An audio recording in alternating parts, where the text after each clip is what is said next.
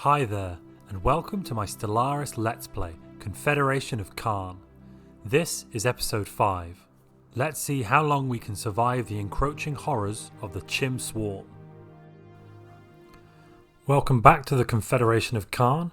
We are still in a very difficult position. We have the Chimp swarm to our south, some hungry, ravenous, devouring swarm. They are our neighbours, and they cut us off from the rest of the galaxy.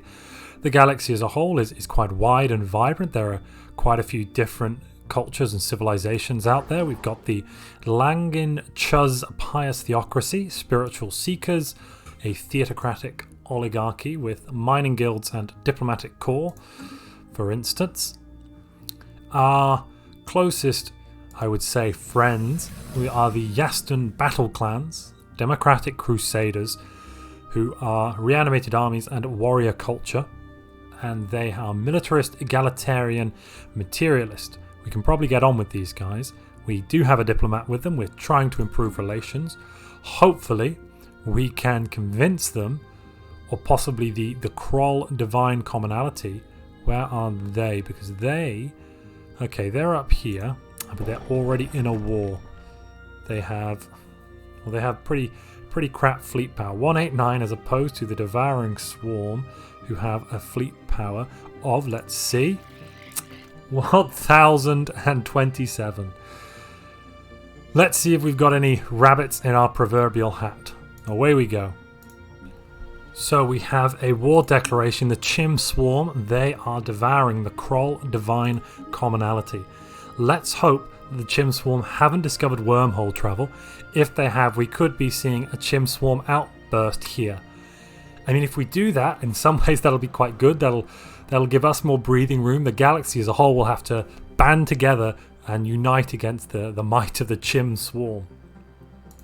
Now, something I realized actually is that the Chimp swarm is one of my, it's a player-generated race. It's actually a race that I built.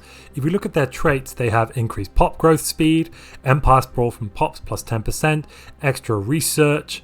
They're quite a good species. Devouring swarm and then increased unity. So they're definitely not a bad species by any stretch of the imagination. And we will have to watch. Oh, so Pitham has fallen immediately. Wow, that must have been an instant loss. Let's see if they appear on the other side of the galaxy, though. If they do, I mean, that's bad, but also good. Fantastic. We've got cruisers now.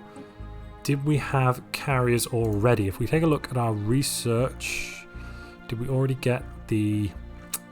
Yes, we've got improved strike craft. Fantastic. So we can start building up a carrier fleet to defend us. Let's think about the infused hull plating. That's good, but I think actually I prefer better thrusters right now. For the reaction speeds, or maybe the hull points on my destroyers. Plus 200. How many destroyers do I have? Only 5. Okay. Yes, only 5. Well, it's not an overwhelming number. But first off, I'm going to upgrade the star hold here as well. I'm going to fortify our border. This is the system where we hold them at Lingol 3. Inhabited by Equinians, fantastic natives who we both know and love. So let's take a look at our ship designer then. We've got an interesting cruiser design here. I like the purple tone on that. That's very cool. So let's go to our cruisers and we will throw a long-range section, a hangar core, and then a broadside stern, carrier combat computer. Let's auto-upgrade that, see what we get. Well, we're about to get better plasma throwers, so let's pop those on instead. Do we need the reactor boosters? I don't think so. Well, we've got Type 3 fusion generators. This should be pretty reasonable ship, and we'll just rename this to be carrier, and we'll delete this other design. We don't need that. We want to have carriers. They're going to be the bulwark against tyranny, evil, whatever you want to call it. And we are going to move our fleets up to Medea. Yes, we're going to move them up to... Well, no, we won't do that yet. We'll move them up to Medea as soon as they take Sturil. Actually, how long would it take them to get to Medea? 900 days. No way. They need to go to Medea now. That's 3 years in game time. Okay, yeah, that's not... they should stay there. because they're needed. And these guys should move up. Yep, that looks pretty good. And then over here, I suppose I actually will take the economic output. I think I need a little bit more of that. And we are fortifying this border like you would not believe. Almost 5k there. And we'll be bringing in some fleets to match that up. That is not going to be... That may not be enough to hold back the tide of the Chim, however. Okay, they've taken Lasath, and we're not seeing them up here. I mean, in some ways that's unfortunate. We want to get into this. We want to get into a defensive pact with these neighbours. That way they can come to our aid if the Chim swarm declares war. Only one system up in the north. Interesting, very interesting. There was a rather large war being fought up here, but they only ended up exchanging a single system. So we've upgraded to a Starhold at Lingol. Let's throw some extra modules in. So we're going to throw in a gun battery, and I'm also going to throw in a hangar bay. I think those will work quite well. We'll just quickly fix some of our employment issues. What do we have here? What is this? Oh, this is Lingol, isn't it? Well, actually, I think what we really need there is a second stronghold, maybe. Armies 490, 273 of assault. I mean, actually at this point I'm starting to take quite a big cap from my empire sprawl. Perhaps administrative offices wouldn't be the worst idea in the world. Yeah, let's have a go at that. We'll throw one in there. And I suppose we might also put one down on here. I think I'm going to build another research lab, and then I'll follow that up with a city district. That should be a good combination. I'll deal with my unemployment issue and my housing issue. What do we got? I assume this is the better plasma. Okay, so now let's go with the increased energy credits from our technicians. That should help. Let's propose a charter of workers' rights. Hopefully someone will support us. I'm going to take the master shipwrights because at this point I don't have a navy in being. Well, I've got something of a navy, but not that much. I want to get the overwhelming force as soon as we go to war, though. But I don't think we're there yet. We still are some way off, and the Chim swarm are still at war. The war exhaustion is slowly ticking up. That war could last a long time. 1,391 fleet power with only 278 economy. That is some interesting mathematics. I wonder how on earth they are maintaining that. They probably have better technology than us as well. 355, yeah, and we are 205. Wow. Right, the battle clans declare them a rival. Fantastic. I suppose if we rival them, we might be able to jump into a defense pact. Can we? What are their modifiers? The distance is a problem. The number of defense pacts. How about a commercial pact? Well, we could start with a non-aggression pact. That might help. And we can work our way up from there. And how are we doing here now? 8k. Okay, so this is... We're starting to get to a worthy value for this. Along with our other fleet. What's that? 2.7. That should end up at around 3.5. So we're going to have a 10k block to defend the only entryway into our space. And we've a war declaration. Battle clans against the Visari Mandate. Okay, that's a little spat over here. Have to see what happens. And we are getting phenomenal pop growth here on Lingol 3 due to the overcrowding on some of our other worlds. A total of plus 9.2 per month. Basically what we're going to do is we're preparing for this war against the Chim. 115 pops to our 151. But I assume they're all Chim. Yeah, all Chim. Okay, they've taken Sturil. This is now where things are going to start getting a bit dicey. Right. First things first, I'm going to try and get in the good books of these guys. How are we going to do that? Well, we're going to try and form a defensive pact. Are they the only people? Yeah, we're going to try and form a defensive pact. So, they probably can't form a defensive pact right now because they're at war. Damn it. Damn. Well, that's bad. That's bad. They've gone to war at a very inopportune moment for us. let's make sure we have plenty of armies on this planet. The Equinians can fight for their own survival. Absolutely. Annoyingly, I'm getting some issues at the moment with the computer is forcing robots into my entertainer jobs. I can demote them quite easily, but then when I try to put my own people back into there, the robots stay, which is leaving me with this unemployment. Which is quite dissatisfying and definitely annoying. Simply this robot could jump into the clerk job, and then I have the Equinian could jump in there.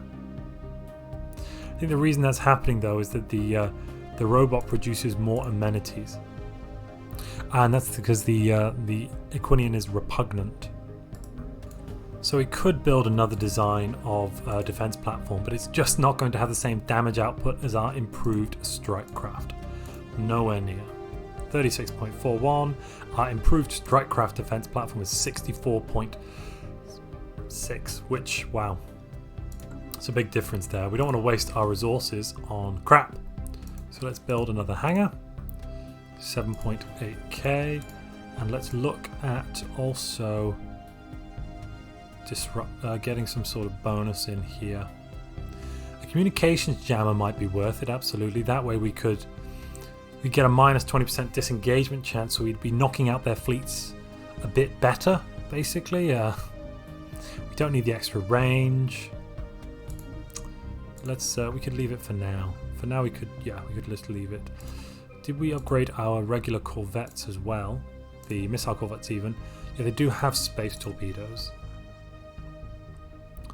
I don't think we want the upgraded space torpedoes. However, the plasma thrusters... Yeah, let's go with the plasma thrusters. Speed and defense in depth. Right. Should we enable migration controls? I don't think so. We're not xenophilic, I don't believe. No, we're xenophobes, right? Yes. So let's take a look at our factions. Where is our xenophobe faction? Egalitarian, xenophobe. Okay, 80%. Egalitarian, free movement. They want us to prohibit forced resettlement and disable migration controls. We could do that, I suppose. Now that we've resettled onto Lingol, we could change it around. Prohibit resettlement. Yeah, that should probably make them happy. Oh, much happier. Good. We're not pacifists, we are materialists. Yes, so what are our materialists unhappy with? Dull edge. It's because our neighbours, yes, they're much more scientifically advanced than us. So let's set the default rights to residents, living standards to decent conditions. So an alien entity has been identified. A tubular alien entity, no one's read Rendezvous with Rama, I hope, has entered orbit of Lingol 3 with no warning or explanation. It appears to be moving without engines or thrusters, gliding in complete silence through the void of space, cylinders rotating ominously. So, I think we're going to study it. And actually, we're probably going to go with when we reform government in a moment, we're probably going to have to go with the Admiralty one. What do we need for that, though? Some degree of militarist. Oh, we're not militarist. Oh, darn it. No, we can't go for that one. Oh, okay. Okay, that's fine. We didn't want it anyway. But actually, perhaps a diplomatic corps to go out into the galaxy and negotiate with everyone else to secure our right to exist might be a solid plan. This is the place that we will hold them. They're going to come in from over there, I suppose, when they do come, and we are going to attempt to hold back their fleets, which I assume at this point are astronomical. Let's take a look. 1,449. Okay, well that's yikes. And we're about to get more. Right, we're about to get more embassy, more diplomatic weight, and 2 extra envoys now because we're going to go into the diplomatic corps. Because actually, at this point, our civilization had realised, whilst the aliens are disgusting and gross and yuck, we do need to communicate with them and have a good time, and we need them to survive. So we will reform the government. We'll establish a diplomatic corps. And we'll throw our envoys into here. 2 of them. Brilliant. That's put us up to actually the 3rd most powerful civilization by diplomatic weight in the known galaxy. I suspect they may not want to go to war while they're already at war. So this war they're having over there will hopefully help us in securing new opportunities across the universe. So if I get a favor from these guys in exchange for the time-honored and time-loved commodity, which is a little bit of food, yes, then I can get a research agreement with them. Fantastic. And they are 218. I think they're slightly behind me on research. 239, slightly behind, but that's not massive. And then at this point I suppose I will go with overwhelming force to increase the output of my ships and the like. Now we're at 9.1k there. That's definitely something. I hope that's a bit of a roadblock for the whatever these nasty alien bug things bring or are. And then here we'll throw in another alloy foundry. Absolutely. And so we've sighted the Valdari warriors. Let's just attempt to contact them. And they've said, outsiders, we are the Valdari. Unlike the civilized star nations of the galaxy, we have no single master to lord over us. That's ominous and also probably a little untrue. We'll have to see what goes on there. We should be able to see them. Ah, there they are. They only have one system. Well, that's because we are in quite a cramped target. We should rival someone. We should rival Chimp Swarm, actually. I mean, instead of 1,500 fleet power, they must have staggering fleets. I just increased hull points, yeah. Daily regen, daily armor regen, army damage, yeah. Ship build cost minus 25%. That must be what it is. The minus 25% from ship build cost. Why are you not becoming a bureaucrat?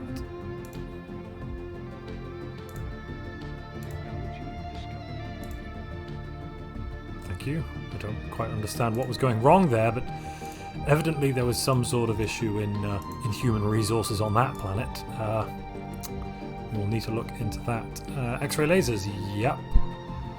That will allow us to then get onto the proton launchers. If we can get some proton launchers and some battleships, we may be in with a fighting chance here. I mean, at the moment they've not declared war on us. I think that's the lucky part here is they went to war with this Kroll Great Gorging. So they went to war here and they've been kind of unable to prosecute that war, unable to finish it. Okay, the Yastun battle clans are now at peace. What do we need to form a defense? Minus 65, goodness me. Right, okay, well how much would a commercial pact be worth for us? They'll get 4 and 2, we'll get 12, 37, and the trust will go up. The important thing there will be the trust. And how many defensive pacts are they in? Only the one, and that's a minus 50 modifier. Okay. We'll try opening our borders to them. That might help a little. Okay, so we've got space habitats now. What else can we grab after that? I think I'm going to go with Star Fortress just to upgrade Lingol again. But I'm going to try and save up as well. I'm going to try and throw down a space habitat. Where can we put one down? A good location would be somewhere that we can also get some research as well. There we are, Nakam 6. That would be a good location. We're hoping for fortresses still, and yet still no fortresses. I suppose we'll have to go with Xeno relations.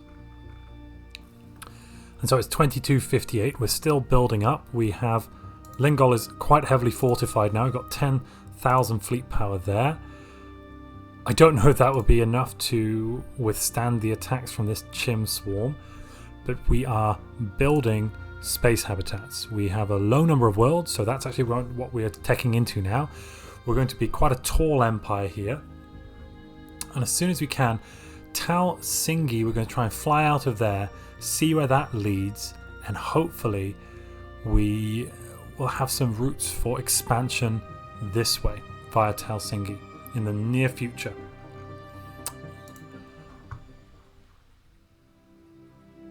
And that's where I'm going to leave episode 5. Amazingly, we are still alive. If you've enjoyed this episode, please leave a like. If you've got any feedback, please leave a comment. And if you'd like to see more content like this, please subscribe. Thank you for watching.